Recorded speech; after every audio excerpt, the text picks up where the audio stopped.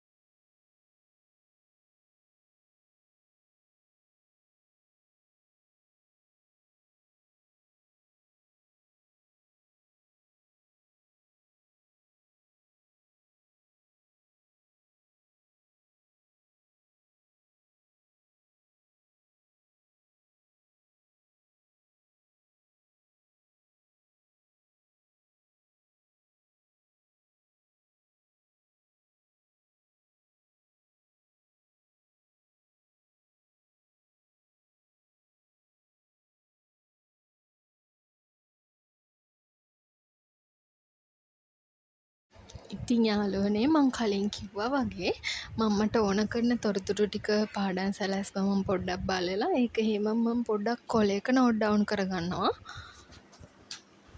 එතකොට මට පුළුවන් පොයින්ට් විදිහට තියෙනවා එක පෙළට ඊළඟට මම මොකද්ද කරන්න ඕනේ, ඊළඟට මම මොනවද කියන්න ඕනේ, මොන කොටස්ද මම බලා ගන්න ඕනේ. ඉතින් ඒ දේවල් මම ඒ විදිහට තමයි සටහන් කරගන්නේ. ඉතින් මේ විදිහට මම ලියා ගන්නවා යාළුවනේ.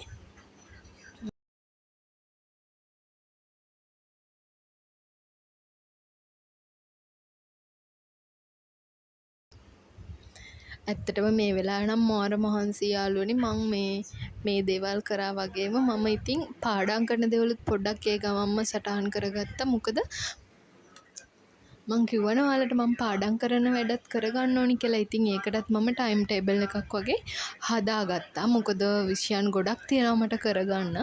ඒ දේවලුත් ඔය ගමන්ම මම ලෑස්ති කරගත්තා. නැත්තම් මට කාලේ මදි වෙනවා. ඒ නිසා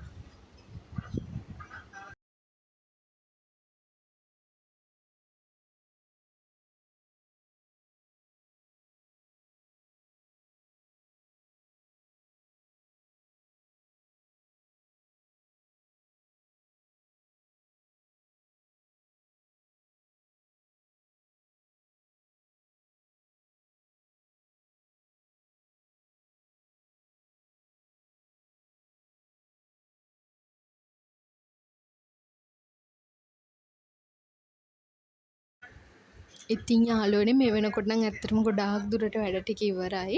මම මේ හරි ඉක්මනට පුළුවන් තරම් වැඩ ටික කරගත්තා. මොකද මට මේ දවසේ ඉතින් මේකම කර කර ඉන්න නෙවෙයිනේ තව වැඩ තියෙනවා.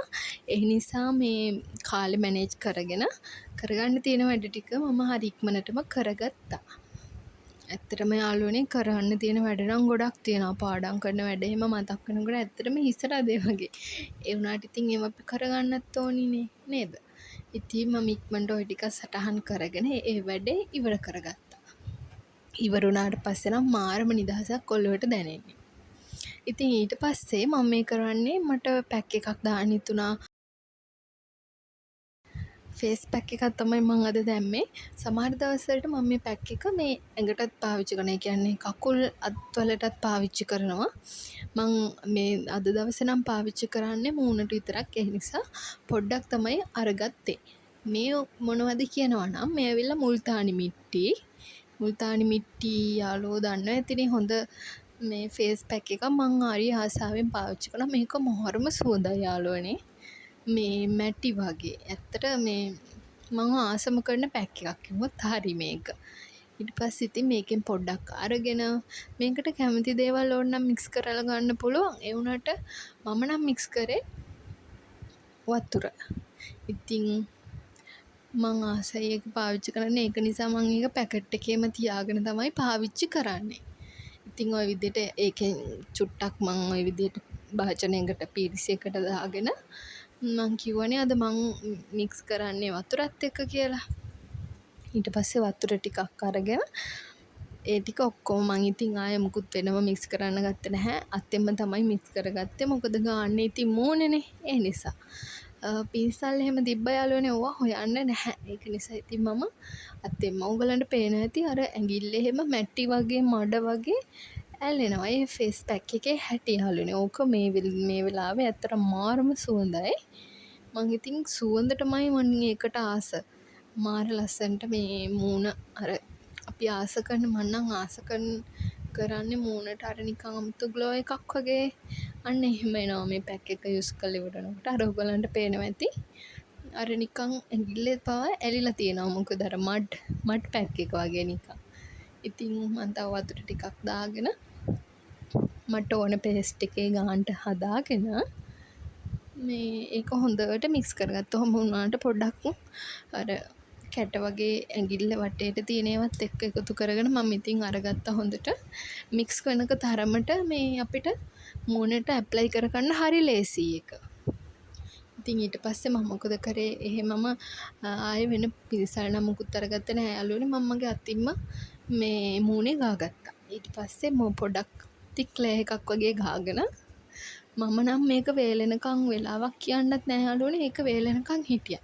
ඒක ගෑව ගමන් අපේ මූණේ නිකන් හොඳ තෙතට තියෙනවනේ. ඉතින් ওই විදිහට හිමීට ගාගෙන සාමාන්‍යයෙන් පැය භාගයක් වගේ වෙනකොට හොඳටම වේලෙනවා. අර පිටි ගතිය නැතිව හොඳට අතේ ගෑවෙන්නේ නැති තරමට හොඳටම වේලෙනවා. ඉතින් ඒ පදමට වගේ එනකම් මම හිටියා.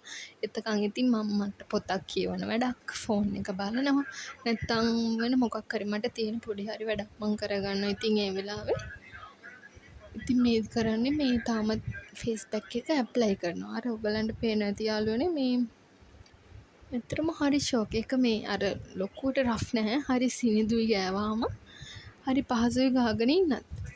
ඉතින් මං හරි ආසාවෙන් පාවිච්චි කරන ෆේස් පැක් එකක් කිව්වොත් හරි.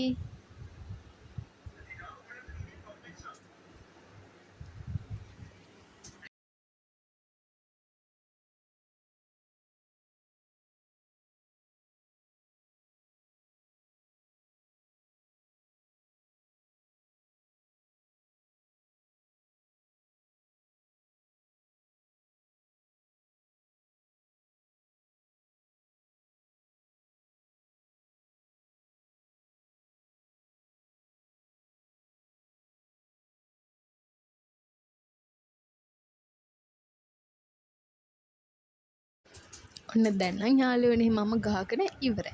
ඔය ඉතින් මම මේ ගෑවා විතරනේ. ඉතින් මේ හොඳටම තෙත වෙලානේ මේ තියෙන්නේ. ඉතින් මේ වෙලාවෙන් පොඩක් වෙලා මං හිටියා. ඉතින් පොඩ්ඩක් වෙලා ඉඳලා සාමාන්‍ය පැය භාගයක් වගේ ඉන්නේ නැති මේක වේලෙනකන්. ඉතින් මේ තියෙන්නේ හොඳටම වේලිලා නැහැ. තාම තෙත වගේ තියෙනවා. ඉතින් ඒ නිසා මං තවත් වෙලා හිටියා. ඒ ටික ඔක්කොම වේලෙනකන්. මොකද අපරාධනේ මොකද හොඳටම වේලිලා නැති නිසා. ඉතින් ඔන්න දැන් නම් හොඳටම වෙල්ලා තියෙන්නේ. මං අර ඔයගලන්ට කිව්වේ මේ කුඩු අතේ ගෑවෙන්නෙත් නැහැ. හොඳටම වෙල්ලා කියලා අපිට දැනෙනවා. කට අරින්නත් බෑ. හැම රැලි වැටෙනවා. අපි ඉතින් මේව කරාම යාළුවෝ දන්නේ නැතිනේ කෑ නොගහ සද්ද නැතුව කට වහගෙන තමයි ඉන්න ඕනේ. ඉතින් මමත් ඒ විදිහට ඉඳලා කොහොම හරි ඉතින් අතේ ගෑවෙන පදමක් නැති නිසා හොඳටම වෙලිලා තිබුණ නිසා මම වොෂ් කරගන්න ගියා. ඉතින් මේ හරිම ෂෝක්. ඒක ගාගෙන ඉන්නකොට වෙස් මුණක් දාන් ඉන්නා වගේ මට මේ අර මූණට මේ මාරම මේ සනීපයක සෝදන් ආවට පස්සේ ඒක වෙනමම තේරෙනවා යාළුවනේ. ඊට පස්සේ ඉතින් මේ හවස ඉතින් එදා හවස මං මූණ වොෂ් කළත් ඇත්තට මට අමතක වෙලා ඒක වීඩියෝ එකක්වත් අරගන්න. මේ හස්බන්ඩ් එක්ක මම ටවුන් එකට යන දවසක්. ඉතින් මෙතනින් මගේ එදා දවස ඉවරයි. ඔයාලව ආයෙ දවසක බලන්න එනකන් හැමෝම පරිස්සමෙන් ඉන්න ආදරෙයි.